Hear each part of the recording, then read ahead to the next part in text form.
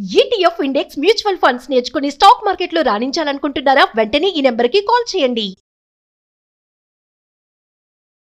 నమస్కారం అనిల్ సింగ్ గారు. నమస్తే శిరీష. సార్, ఈరోజు గోల్డ్ రేట్ ఎలా ఉంది? అండ్ 90,000కి అయితే గోల్డ్ రీచ్ అయిన వార్త అయితే మనం వినడం జరిగింది. అండ్ నిన్న మనం మాట్లాడుకోవడం కూడా అసలు 90,000 వస్తుంది అంటే వస్తుందిలే అని అనుకున్నాం, కానీ 90,000 ఫిగర్ చూసాక 1,00,000 వరకు ఎప్పటిదాకా వచ్చే అవకాశం ఉంది అన్న క్వశ్చన్ అయితే వచ్చేసింది. సార్, ఎప్పటిదాకా 1,00,000 రీచ్ అవుతుంది? దానికన్నా ముందు మనం బంగారం కొనుక్కొని సేవ్ చేసుకోవాలి అంటే ఏది కరెక్ట్ సమయం? ప్రతిరోజు ప్రతి ఆపర్చునిటీ ఒక కరెక్ట్ సమయం అని చెప్తాను బంగారానికి. ఎందుకంటే ఇప్పుడైతే తగ్గేదేలే అన్న డైలాగ్ కూడా చిన్నగైపోయింది బంగారం ముందు. ఎందుకంటే అలాంటి కైండ్ ఆఫ్ రైస్ చూస్తున్నాం కాబట్టి ఎక్స్పోనెన్షియలీ హయ్యర్ గ్రోత్ అనేది మనం గోల్డ్లో చూస్తున్నాము. సో ఇక్కడ ముఖ్యంగా ఏంటంటే ఎవ్రీ టైం మనకు గోల్డ్ కిందికి వచ్చినప్పుడల్లా ఏమనిపిస్తుంది అంటే కనీసం ఇవాళ ఒక 1,000 రూపాయలు పడుతుందా, ఇవాళ ఒక 500 పడుతుందా, కనీసం ఒక 5,000 అన్నా పడుతుందా అంటే మన ప్రేక్షకుల ఆశకి హద్దు లేదు. అఫ్కోర్స్ మనకు కూడా అదే ఆశ ఉంటుంది. Of course we are also one among them. So ఇక్కడ ముఖ్యంగా చెప్పుకోవాలి అంటే గోల్డ్లో మీకు తెలుసా 3 ఇంపార్టెంట్ స్టెప్స్ అనేది, అంటే 3 కొండల్ని దాటి ఇప్పుడు 4వ కొండ వైపు వెళ్తుంది. అంటే it's like a huge resistance అనమాట. పెరుగుతున్నాయి పోతుంది. 90,000 ఫ్యూచర్స్లో చూపెట్టేంత వరకు అసలు ఊపిరి తీసుకునే ప్రసక్తి లేదంటుంది గోల్డ్. సో అది ఎలా పాసిబుల్ కాబోతుంది అది చార్ట్స్లో చూపిస్తా. అంటే రికమెండేషన్ మనం ఎప్పుడు ఇవ్వం, కానీ నాలెడ్జ్ షేర్ చేయడం వల్ల ఏమవుతుందంటే మీరందరూ కూడా నేర్చుకుంటారు కాబట్టి ఎడ్యుకేషన్ అవేర్నెస్ మనం చేస్తున్నాం. అఫ్కోర్స్ డౌట్ ఉన్న వాళ్ళు చాలామంది కాల్ చేసి అడగచ్చు, దట్స్ దేర్ విష్. బట్ ఈ రోజున 9,000 నిన్న 18th డేట్న పెరిగితే ఈరోజు 19th డేట్న 9,044 అయిపోయింది 24 carat gold. So let me give you that brief. So నిన్నటి చూసుకుంటే మనం అనుకున్నట్టుగా 9,000 ఎగ్జాక్ట్ ఫిగర్ అనమాట. ఈ రోజున 9,044. It has gone up by 44 rupees. Okay, so 22 carrot గోల్డ్లో 8250 అండ్ 8290 ఈ రోజున ఇది కూడా పరిగెడుతుంది 9,000 వైపు. It has gone up by 40 rupees. So ఇక్కడ మనం చూసుకుంటే 18 carat gold is in huge demand. ఎందుకంటే ఇది ఒక్కటే ప్రస్తుతానికి solution.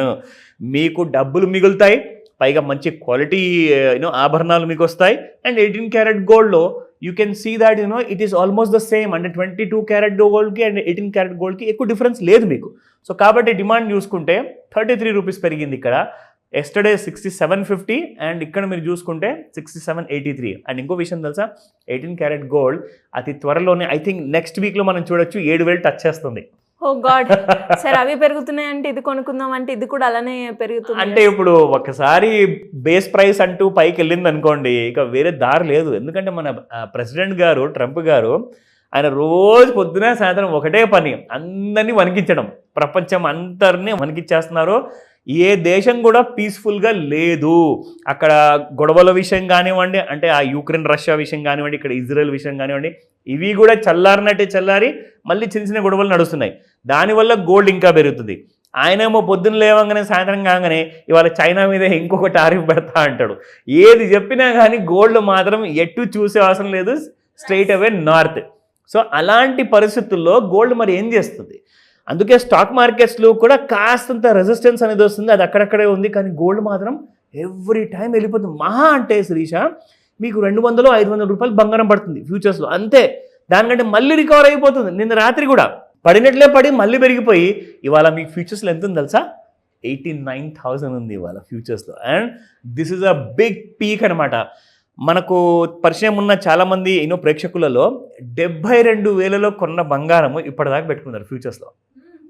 They just rolling it over in the futures అనమాట. అంటే మనం రికమెండేషన్ కాదు, నాలెడ్జ్ పంచుకున్నాం కాబట్టి ఆ నాలెడ్జ్ వల్ల ఆయనకు కరెక్ట్గా మన వీడియోస్ చూసి బాగా అర్థమైంది కాబట్టి he is able to gain that much. అంటే 72,000లో కేజీ బంగారం కొంటే ఇప్పుడు 89,000 అంటే ఎంత పెరిగినట్టండి? దాదాపు 17,000 రూపీస్, 17,000 to 18,000, 90,000కి వచ్చేస్తే. So that's the kind of profit నేర్చుకున్న తర్వాత జనాలు సంపాదిస్తున్నారు. దయచేసి షార్ట్ కట్స్ చూడకండి, రికమెండేషన్ కాల్స్, టిప్స్ అవన్నీ చూడకండి.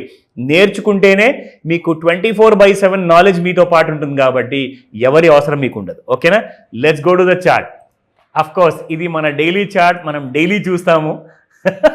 సో డైలీ చూసి అసలు ఎలాంటి చేంజ్ ఉంటుంది, ఎప్పుడు పడుతుంది అనుకుంటే ఎక్కడ కూడా అసలు బంగారం కిందికి వచ్చే అవకాశం లేదు. అండ్ ఇట్ హ్యాస్ వెరీ కంఫర్టబుల్గా క్రాస్ అని చూడండి. అందరూ ఏమనుకుంటారు తెలుసా, చాలా పెద్ద పెద్ద కోర్సులు ఉన్నాయండి టెక్నికల్ అనాలిసిస్ నేర్చుకోవాలంటే. CMT అని చెప్పేసి చార్టర్డ్ మార్కెట్ టెక్నీషియన్ అని చెప్పేసి US బేస్డ్ కోర్స్ ఉంది.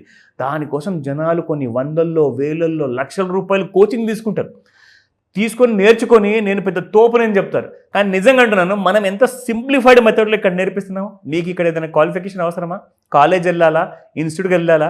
జస్ట్ మన వీడియో చూడండి, నేర్చుకోండి, దాని ప్రకారంగా మీకు ఫుల్ క్లారిటీ వస్తుంది. పైన ఒక హారిజాంటల్ లైన్ డ్రా చేస్తే అది దాటిందంటే బై జోన్లోకి వచ్చినట్టు, ఒకవేళ కింద పడిపోయింది అనుకోండి సెల్లింగ్ జోన్లో వచ్చినట్టు. సో నా ఇప్పుడు ఇక్కడ మీకు ఒక ముఖ్యమైన విషయం చూపెట్టాలి. ఇందులో ఇది 30-minute ఇంట్రాడే చార్ట్ శిరీష. మీకు గుర్తుంటే ఒకసారి ఇది చూడండి. మనము యాక్చువల్గా ఫస్ట్ రెసిస్టెన్స్ అనేది ఇదని చెప్పాం.